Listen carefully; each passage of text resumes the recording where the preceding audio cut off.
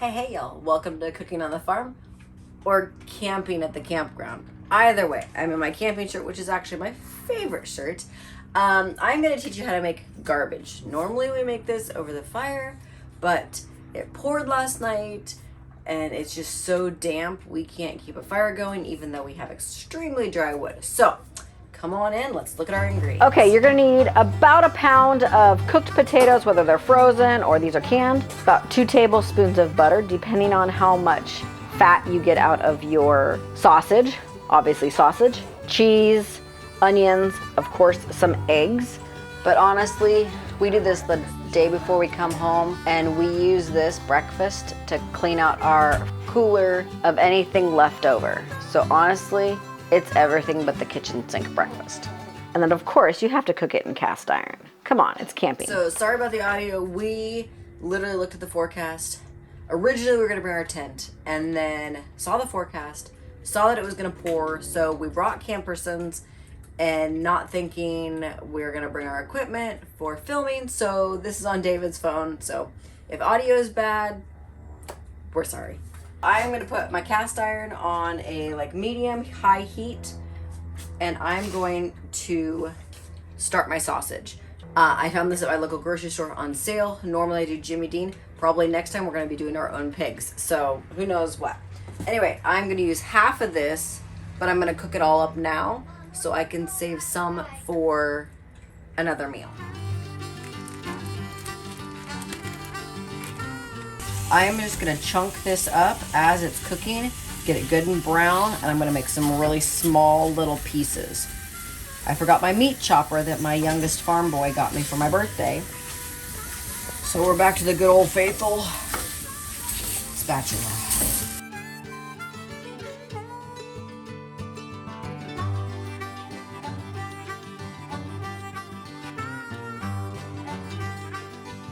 All right, guys, so this is browned. So I'm just gonna pull it off.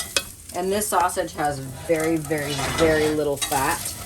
So there's not a whole lot of fat to drain in here. I've also done this with bacon too, so that's also very delicious. If you do it with, a fattier meat, or if your sausage has a bunch of fat, leave that fat in there. It is great for frying up those onions and potatoes. But because mine has hardly any, I am going to throw some butter in there. All right, it's okay if there's some little bits in there. That is 100% okay. Throw my butter in. I'm just gonna let this melt down. I do have my heat off still. My potatoes are a little bit big for my liking for this meal. In particular, if I buy the frozen ones, it's perfect size, but you work with what you have. So I'm using my butter to kind of deglaze my pan, which just means there's a liquid in there and you're scrubbing the beautiful brown bits off the bottom. Okay. I'm going to take my onions now, trying not to get any cheese. Now remember, that's hot, so be careful when you put them in. If you're doing this over a barbecue, be especially hot. Onions like to spit because they have a lot of moisture in them. All right, so get these moving in the butter. You can salt these a little bit. I am not going to. My sausage was pretty salty. After I cooked it up, I tried a little bite. I'm gonna give these about 5 minutes. And again, I'm on a medium heat. If I'm on a fire out there, I'm stirring this constant. Don't step away. Have everything on a tray next to you because it will cook fast, especially if your fires are as big as David and mine. I'm going to take my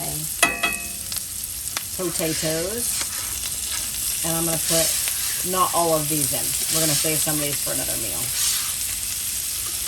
You just want a little layer on the bottom, just like that. All right, I'm gonna get these two guys mixed around. It's so much prettier when you have peppers, but you know what? We're working with what God gave us, and we grew this stuff. So we're just happy to have it. All right, so I'm gonna cook this until they start to get a little bit crispy. If you want to salt, pepper, garlic, whatever, go for it. When I do this at home, sometimes I'll add some basil that really kind of brightens it up a little bit. Mommy? Nuppy. What are you doing there? Quality control testing. A little less than half out. I'm just going to sprinkle it on the top. Try to make it even. If it's not, it's you can mix all these together if you want, or you can kind of layer it, which is what I like to do. Okay, now I'm going to sprinkle all my cheese on. If you want to do several kinds of cheese, go for it. I've done that. I love adding cream cheese in here. But I did not bring any. Now I'm going to dump my eggs on. And I'm going to turn this down to low. So if you're on an open fire, you want to make sure your flame is not hot. All right, I'm going to grab my lid. It actually does not go to this. It goes to my big Lodge pan. And then we will get this guy closed up. So I'm going to leave this lid on. This lid does not fit tight. I mean, it's very loose. It's because I don't have a lid for this. This guy's going to sit on here anywhere between 10-15 minutes, depending on how hot your flame is here, your campfire is, or even in the oven. I've done this in the oven too. Brown up everything on the stove, throw it in a 9x13 if I'm feeding a huge crowd. Throw it in the oven for about 15 minutes at 350. Whew, it is delicious. I'm literally not going to do anything to it except for just let it cook. The eggs are going to puff up around it, and it's just going to be heaven. I'm so excited. It's pretty much cooked on the outside. I'm going to give it a little poke in the center.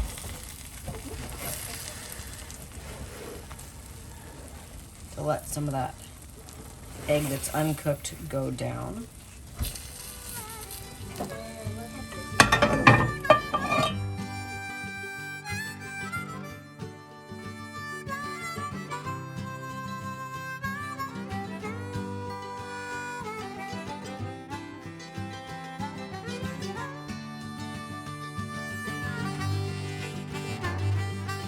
Cheesy, ooey gooey layers.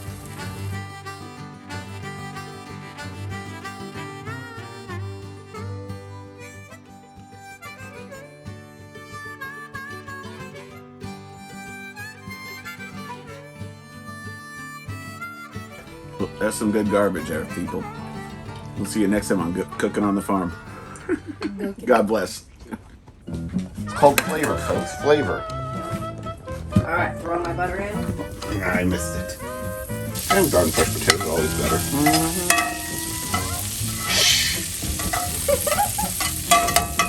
Forward. Go. Ooh, and it That's really hot. That's hot.